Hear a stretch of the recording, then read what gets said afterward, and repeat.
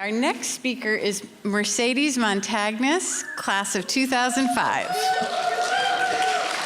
And her favorite place, her favorite sort of moment on campus is that day in the spring, we've all experienced it, when all of a sudden it's really hot and all the flowers pop for the first time and everybody takes off their winter clothes and comes out on the lawn in shorts. My first reading assignment at Barnard was a book called The Social Construction of Reality by Berger and Luckman.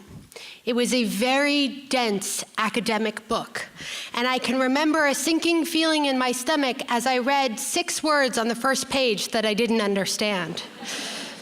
And I called my older brother Pablo, and I said, I think they've made a big mistake. And I think I should go back to Toronto and go to the local university and just go home. And he laughed condescendingly and said that everybody feels that way and that it would be fine and I should just keep going. But that was sort of my MO at the time. When I was in 8th grade, I attended a rigorous and sort of strict private school, and I didn't like it because they made me work hard, so I auditioned for and got into a different school where I knew I could sort of coast and do good enough, and that would get me by. And I was involved in theater when I was in high school, and at the end, when the director would give notes, I never got notes because I was good enough. I wasn't the worst and I wasn't the best. I was fine. And in the fall of my sophomore year, I took a class in writing. And this was my first class in writing, and it was pretty important to me because at the time I thought I would be a playwright. And it was taught by a very tall, elegant woman named Bernardine Evaristo. She had been born in Antigua and raised in London and was an incredibly vibrant and confident woman. She was a visiting writer. And in the first class, she asked us to do a free-form assignment. We were supposed to write about a time that we had been scared as a child. And thinking that I was only writing for myself, I wrote about a time that my parents had had an argument and how scared it had made me. And the assignment for the next week was to take that writing and turn it into a more polished piece. And so I did. I sort of dashed it off and, whitewashed all the details out and handed in the assignment, like I was used to doing. And we came into class, the next class, and Bernardine asked one of the students to read, and she read a really evocative, beautiful piece about being lost at the supermarket. And we all thought it was great and gave her all this great feedback. And then she turned to me and asked me to read my piece. And I thought, well, I've hit it out of the park. Here I am, first day. And I started reading, and I got about a minute in, and she said, stop.